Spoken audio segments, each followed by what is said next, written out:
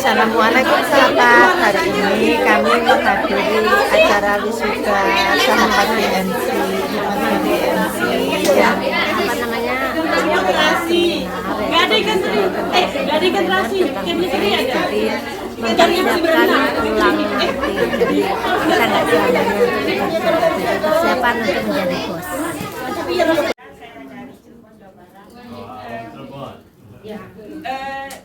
Begini, kalau kita bekerja sebagai karyawan, kita bisa bilang kerja kita monoton, setiap hari begitu saja dan pendapatan kita juga tetap. Tetapi kita tidak khawatir kalau dengan keadaan bangkrut karena sudah terjamin. Tapi kalau kita menjadi wirausaha sendiri, kita tidak tahu berapa gaji kita per bulan. Tetapi kita di situ menjadi bos. Tetap tidak ada orang yang menyuruh kita karena itu punya usaha sendiri. Dan di sini saya bergabung ke BMC karena saya ada banyak manfaatnya, dan di dalam BMC itu ada banyak menteri yang kita nanti pulang ke Indonesia jadi bos. Terima kasih Bapak, Ibu, teman-teman semuanya.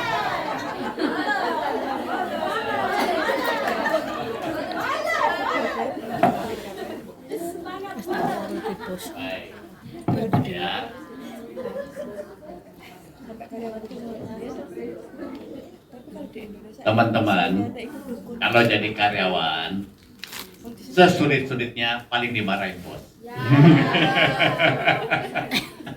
Kalau jadi pengusaha, sesulit-sulitnya hilang semua. Nggak apa-apa. Kalau semuanya mesti siap.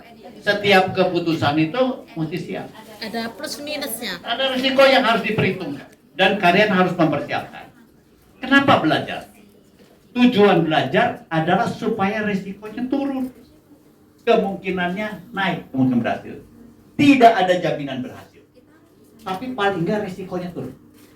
Ya, kemungkinan berhasilnya lebih baik. Ya. Teman-teman, jadi karyawan, ya, penghasilan terbatas. Ya. Jadi pengusaha penghasilan tidak terbatas besar dan tidak terbatas Kecil. Jangan ingat besarnya aja. Iya, bisa nggak? Ya, dia jadi bos, tapi penghasilannya hanya setengah karyawan. Bisa. Malah kalau bangkrut lebih dari karyawan. Nggak punya apa-apa. Kartu namanya bos, tapi nol. Bisa aja. Atau malah utang. Pikirkan baik-baik. Dan nanti berstrategi ya teman-teman ya. Tidak ada yang paling baik, semua tergantung pada kesiapan masing-masing. Ya. Setiap orang harus membayar apa yang dicita-citakannya. Tidak ada yang gratis. Oke. Yang harus dijaga dan sama untuk semua pilihan adalah bisa mencapai masa sangat tua yang mandiri finansial. Mau jalan karyawan, mau jalan pengusaha, ujungnya apa? Kita ingin sangat senior dan mandiri finansial. Ya. Jalannya bisa beda-beda. Nah, ini teman-teman. Tadi Mbak Sofro udah bilang, paksa diri untuk menabung. Teman-teman harus bisa memaksa diri. Ya, namanya memaksa diri itu apa? Ya, sebenarnya pada diri sendiri. Maksa supaya ada. Ya. Ya. Pak, ditanya Pak. Ya. Adakah teman-teman yang belum memiliki buku rekening pribadi? Masih ada yang belum memiliki? Harus punya. Siapa yang belum? Siapa yang belum Buku punya? pribadi rekening. Pribadi, bukan untuk orang lain. Pribadi loh ya. Harus loh. Ada belum punya buku. Benar ya Pak ya? Ya, Ini monggo. pengalaman buat teman-teman ya. Adakah teman-teman yang memiliki buku rekening pribadi? Ada. Pintar, bagus. Punya isinya. 1, 2, 3, 4. Satu. Langkah yang awal yang sangat bagus. Karena dari alumni BMC ada 1, 2, 3, ada 5 orang. Saat bergabung saya tanya tidak memiliki buku rekening diri sendiri pribadi. Adanya untuk keluarga. Saya betul. Orang Mesir.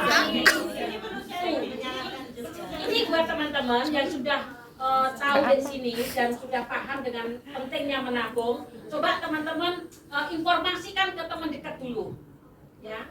Kalau berbagi sama teman-teman, tolong teman-teman, punya tabungan nggak?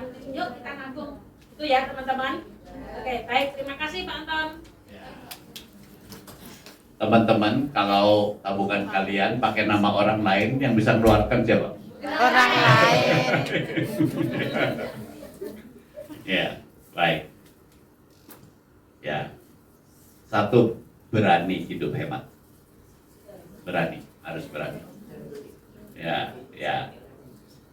Kemarin ketemu orang bilang ke tangan begini, coba deh, ya, kurangin aja kalau nggak pergi sering-sering datang ke 7-Eleven katanya jajan gitu ya, menghemat berapa? Ya, kali setahun, kali 5 tahun menghemat berapa? Oh, bisa. Ya, istri saya bilang, minum bawa dari rumah. Ya bener rasanya. Ya teman-teman, ya kami sih ya bersyukur pada Tuhan yang bisalah hidup lebih enak ya, tapi kami tetap hidup berusaha bisa hemat. Ya makanya istri saya banyak bawa persediaan tuh kalau keluar negeri.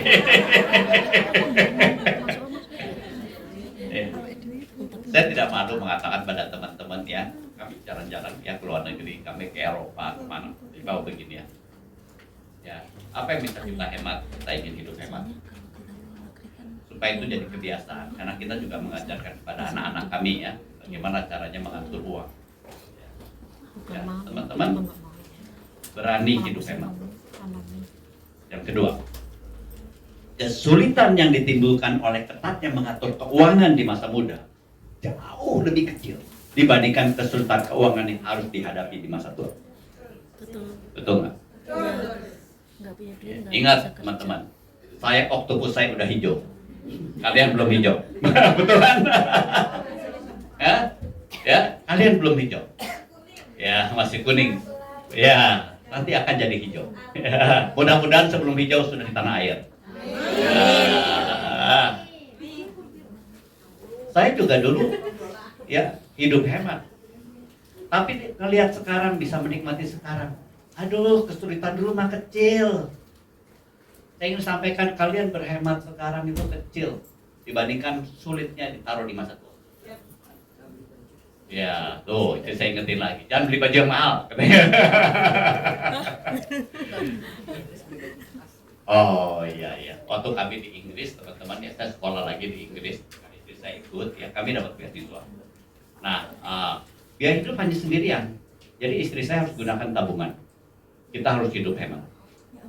Nah, salah satu cara kami hidup hemat adalah kita baju dingin kita belinya di toko baju bekas di Oxfam ya, Oxfam. Nggak tahu di sini Oxfam ada nggak ya? Oxfam banyak di sini ya. Kami list ya, kami dari Oxfam belinya. Ya, setelah kita selesai dari Inggris. Ya, kita serahkan lagi ke Oxfam. Mana-mana jalan kaki. Tapi untuk hal yang penting, mau untuk pendidikan, kami keluar uang. Ya, untuk beli buku dan lain-lain. Ya, saya salah satu direktur di Ciputra, mobil saya yang paling murah di antara teman-teman yang lain. Tuh. Ya, tapi kami invest di pendidikan. Ya, saya sekolah ambil S3, ambil S2, ya istri saya juga sekolah lagi. Kami menginvestasikan uang untuk sesuatu yang kita bisa nikmati masa depan. Dan sekarang kami menikmatinya. Ya teman-teman, ya kami bersyukur. Ya kami sudah datang dari minggu lalu teman-teman ya. Jalan-jalan, ya sembari belajar yang lain. Tapi waktu muda hidup hemat. Ya istri saya dulu kemana waktu dia kuliah pakai bis kota kemana-mana. Makanya sekarang biasa kita pakai bis. Ya, karena waktu muda kita juga pakai biasa kendaraan umum. Kan tetap menikmati. Ya. Nanti yang penting menikmati. Ya, nanti ceritanya lain. Baik, nah teman-teman, yang ketiga, ya, libatkan seluruh keluarga. Saya pernah mendengar begini, ya, bahwa teman-teman begitu ke Hong Kong jadi kasir seluruh keluarga, betul nggak? Ya, sekolah apa segala bikin rumah orang jadi ATM. Belum gajian udah ada perinciannya, Pak. Curhat ya? Nah, itu betul. Ya. Mesti latihan, bisa berkata tidak tuh. Bahwa sampaikan aja bahwa kalian juga pengen punya masa depan. Sampaikan bahwa kalian juga akan jadi tua. Ngobrol aja. Ya, ngobrol baik-baik ya, nggak perlu diajak bertengkar. Ya, nggak tahu ya, saya hanya merasa ada yang tidak adil dengan kalian. Ketika seluruh keluarga kalian menjadikan kalian ATM-nya. Tolong sampaikan bahwa kalian pun ingin punya masa depan. Ya. Nah, bagaimana jalan keluar untuk meyakinkan keluarga bahwa Anda tidak bisa jadi kasir untuk semua orang terus-menerus? Ada yang hendak berbagi pengalaman? Masih ada molennya. Ayo, ada yang mau? Ya, nanti dulu, udah sudah ada. Yang belum, Mbak, ya. Tunggu dulu, ayo gantian, Mbak. Gantian. Ya, udah dia dulu ya. Yuk, silakan. Ya. Selamat siang, udah siang semuanya. Sekarang saya Emma, dulu saya juga anak BMC, belajar dari teman-teman alumni BMC. Pengalaman saya tentang keluarga, bagaimana kita bicara baik-baik dengan mereka, supaya tidak minta uang terus. Jadi diberi pengertian kepada mereka. Jangan share hanya kebahagiaan, juga share bagaimana kita di sini juga bekerja seperti apa, pendapatan kita juga butuh di sini butuh kita beli makanan sendiri, kadang hari libur kita juga butuh uang. Jadi kita juga harus mengasih tahu mereka bagaimana mengatur keuangan juga, bagaimana uang itu berjalan. Kamu saya kirimin untuk apa juga harus jelas, dan kita di sini uangnya per bulan bagaimana pun kita harus jelas finansial keuangan kita, dan kita ajarin keluarga kita seperti itu supaya juga mengerti, bukan hanya kita cari duit dulu terlihat enak doang, tapi di sini juga kerja keras, nggak tahu bagaimana mengajikan menghadapinya. Ada yang mereka nggak tahu kan, mereka juga harus tahu. Kita kasih sharing dengan mereka kehidupan kita di sini. Egonya gede beda, turun ke sana.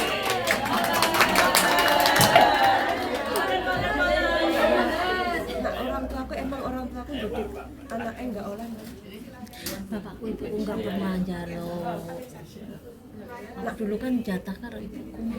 Bapakku ngomongin nak wis rumah tangga pengen duwe apa-apa ya usaha dhewe, aja ngurusaya anak-anake.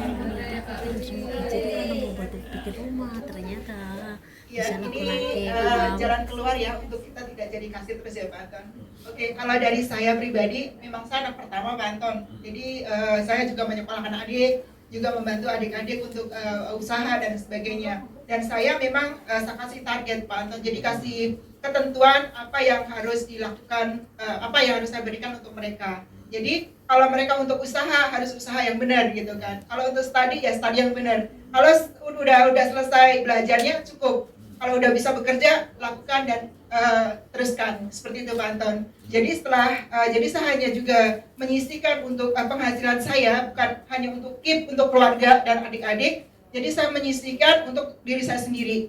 Untuk saya bisa mempunyai usaha, untuk mempunyai kehidupan sendiri begitu Pak Anton. Terima kasih, itu aja dari saya. Tapi tergantung adik-adiknya enggak.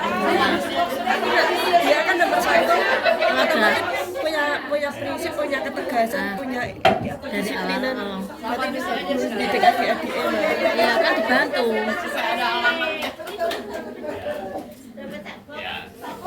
Ya, tadi yang Mbak Emma mengatakan sharing, ceritakan ke mereka, cerita supaya mereka tahu.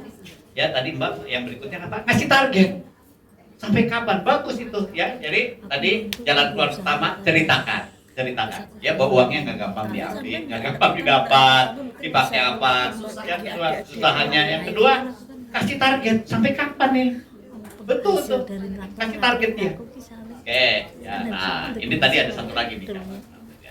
Teman-teman, ini varian baru nih. Masih belum ada di Hongkong. Tadi siapa Mbak yang tadi di belakang? Ada yang mau maju siapa? Tadi ada yang siapa tadi yang mau maju? Yang angkat tangan.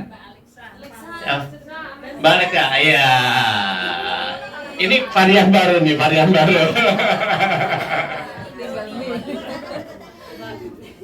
Perkenalkan, nama saya Alexa. Untuk bagaimana jalan keluar untuk meyakinkan keluarga. Kalau saya Pak ya, saya juga anak pertama. Saya sudah punya suami.